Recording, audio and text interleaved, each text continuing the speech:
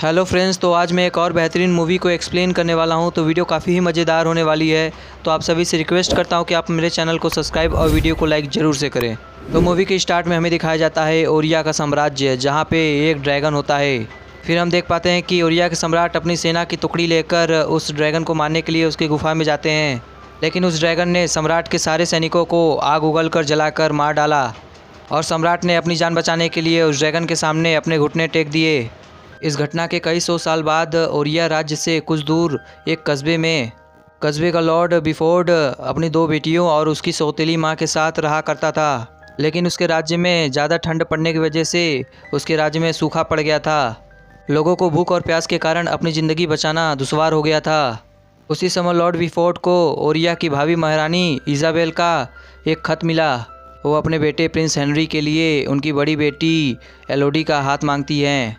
बिफोर्ड इस प्रस्ताव के लिए राज़ी हो जाता है, लेकिन एलोडी उसे कहती है कि मैं अभी नहीं करूंगी शादी। तो उसका पिता उसको समझाता है कि अगले सर्दियों तक हमने पैसों का जुगाड़ नहीं किया तो भुखमरी से पूरा राज्य ही ख़त्म हो जाएगा। इसलिए हमें अपने राज्य को बचाने के लिए इस रिश्ते की बहुत ज़्यादा ज़रूरत है। इसलिए एलोडी मान जाती है और वो ओरिया के लिए निकल जाती है। एलोडी और उसके परिवार जब वहाँ पहुँचते हैं तो वो देखते हैं कि ओरिया साम्राज्य हरे भरे पेड़ पौधों से भरा हुआ है और वो इनके लिए सपने से कम नहीं है। और इतना बड़ा आलीशान महल देखकर बिफोर्ड आश्चर्य में पड़ जाता है। फिर उनको उनके कमरे में ठहराया जाता है। एलोडी अपने पिता से कहती है कि मैं उम्मीद करती हूँ कि प्रिंस हेनरी पढ़े लिखे हों और रहमदिल हों। वही एलोडी अपने रूम से एक राजकुमारी को देखती है और फिर रात को अपने सामने वाली पहाड़ी पे कुछ पल के लिए आग लगी हुई देखती है। अगली सुबह उसका परिवार महारानी और प्रिंस हेनरी से मिलता है। हेनरी बहुत सुलझा और सुंदर राजकुमार था। महारानी उन दोनों को बाहर भेजकर खुद बिफोर्ड से शादी के बारे में बात करने लगती है। हेनरी और एलोडी कुछ बात करते हुए फिर घोड़सवारी पे निकल जाते हैं। हेनरी एलोडी को अपनी एक विश बताता है और कहता है कि मुझे अपने राज्य में बंधे हुए रहना नहीं पसंद है। वो ज़िंदगी में दूर दराज के जगहों पे घूमना चाहता है। इत्तेफाक से एलोडी का भी यही सपना है। फिर दोनों एक दूसरे को पसंद करने लगते हैं। हेनरी को लेकर एलोडी का जो डर था वो ख़त्म हो जाता है और अंदर बिफोर्ड अपनी पत्नी के पूछने पे बताता है कि महारानी एलोडी के बदले उन्हें बहुत सारा सोना दे रही हैं, जितना हमने कभी सोचा भी नहीं था। लेकिन बिफोर्ड फिर भी परेशान लग रहा था। लेकिन उसके पत्नी को लगता है कुछ तो गड़बड़ है। उसके बार बार पूछने पे बिफोर्ड कहता है कि सब कुछ ठीक है। लेडी बिफोर्ड सीधा महारानी के पास जाकर उनसे बात करती है, लेकिन महारानी की बेरुखी एलोडी बिफोर्ड को और परेशान कर देती है। महारानी को लेडी बिफोर्ड की फैमिली से कोई लेना देना नहीं था। उनका मानना था कि उन्होंने सोने के बदले एलोडी बिफोर्ड को लिया है, ना कि कोई सामाजिक संबंधों की मदद से। फिर लेडी बिफोर्ड एलोडी के पास जाती हैं और उसे समझाती हैं और कहती हैं कि ये शादी एक गलती है। लेकिन तभी वहाँ पे बिफोर्ड आ जाता है, जिससे उनकी सौतेली माँ वहाँ से चुपचाप चली जाती हैं। अगली सुबह एलोडी को सजाया जाता है। हेनरी उससे शादी करता है। फिर उसके बाद वो अपनी पारंपरिक रस्मों को पूरा करने के लिए पहाड़ पे चला जाता है। वहाँ पहले से ही शाही परिवार मुखौटा पहने उन दोनों का इंतज़ार कर रहे थे। महारानी एक पुजारन के भेष में एलोडी को एक सिक्का देकर उसे ड्रैगन के बारे में कहानी सुनाती हैं कि ड्रैगन ने हमारे साम्राज्य पे हमला कर दिया, तो हमारे पूर्व सम्राट ने ड्रैगन को मारने के लिए उसके गुफा में घुसकर उस पर हमला किया, लेकिन ड्रैगन ने सारे सैनिकों को मार दिया। फिर राजा और ड्रैगन में एक समझौता हुआ कि राजा अपने 3 बेटियों को उसे दे दे तो वो किसी को नहीं मारेगा। ब्रजद्वीप की ज़मीनें इंसानों की और पहाड़ियाँ ड्रैगन्स की होंगी। फिर सम्राट ने अपनी प्रजा का जान बचाने के लिए अपनी तीनों बेटियों की जान कुर्बान कर दी। फिर सम्राट को अपनी सल्तनत वापस मिल गई और यही परंपरा सदियों से चली आ रही है। उसके बाद महारानी एलोडी और हेनरी के हाथ काटकर उनको मिलाकर एलोडी को शाही परिवार में एक सदस्य घोषित करती हैं। उसके बाद सभी लोग एलोडी के सामने अपने सर को झुकाते हैं और फिर महारानी पूरा रस्म को पूरा करने के लिए एलोडी को उस सिक्कों को खाई में फेंकने को कहती हैं। एलोडी ऐसा ही करती है। उसके तुरंत बाद महारानी के कहने पर हेनरी एलोडी को उठाता है और सॉरी बोलकर उसे खाई में फेंक देता है। पेड़ों के जड़ों से टकराते हुए ड्रैगन के मान में जाकर बेहोश हो जाती है और जब उसको होश आता है तो वो मदद के लिए खूब चीखती है और चिल्लाती है और उसकी आवाज़ से ड्रैगन जाग जाता है। वो देखती है कि गुफा में बहुत सारे जेवरात हैं और उसे समझने में देरी नहीं लगती कि शाही परिवार ने उसकी बलि दी है।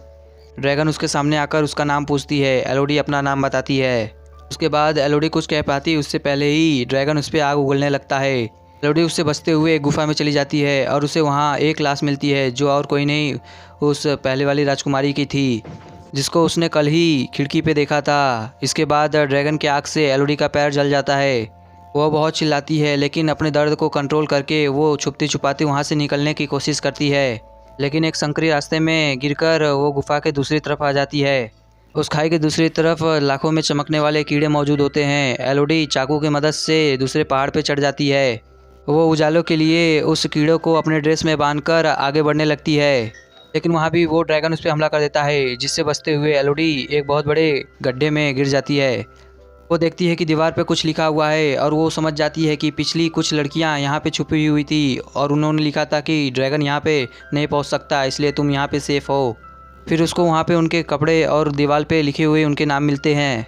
फिर एलोडी अपने पैर को देखती है जो पूरी तरह से झुलस गई थी। फिर एलोडी चुपचाप वहीं पे सो जाती है।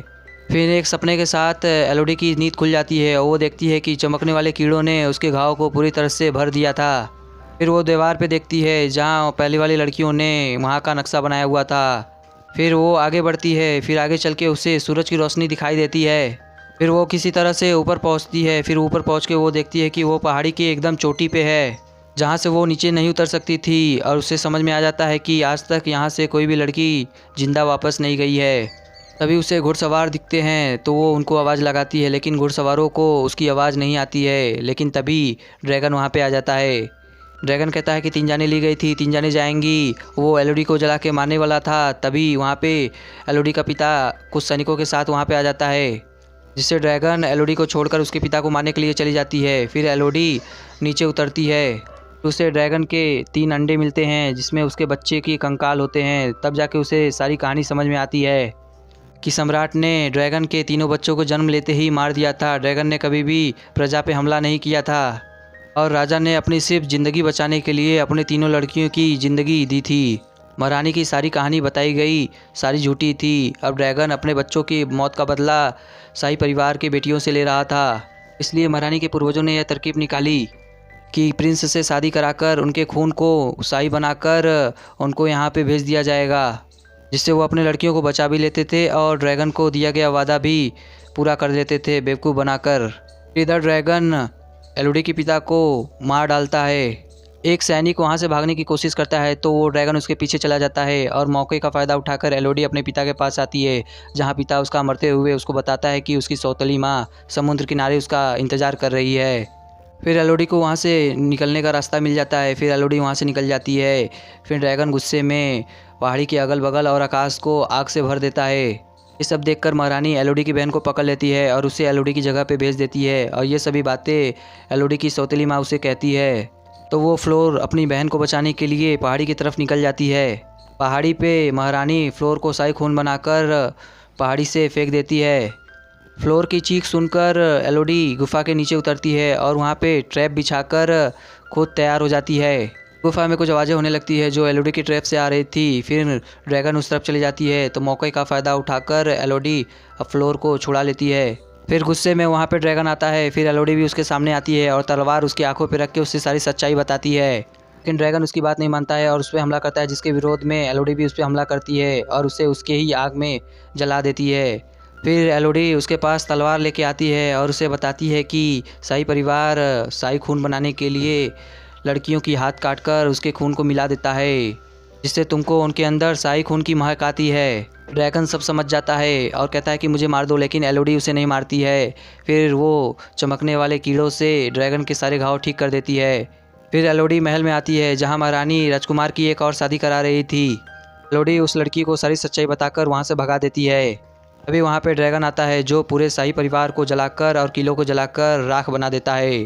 फिर एलोडी वहाँ से अपना सारा ज़रूरत का सामान लेकर ड्रैगन के साथ अपने घर निकल जाती है। और ये कहानी यहीं पे ख़त्म हो जाती है। तो दोस्तों हमें कमेंट कर ज़रूर बताएं कि आपको ये मूवी कैसी लगी। फ़िलहाल के लिए till then tata bye bye.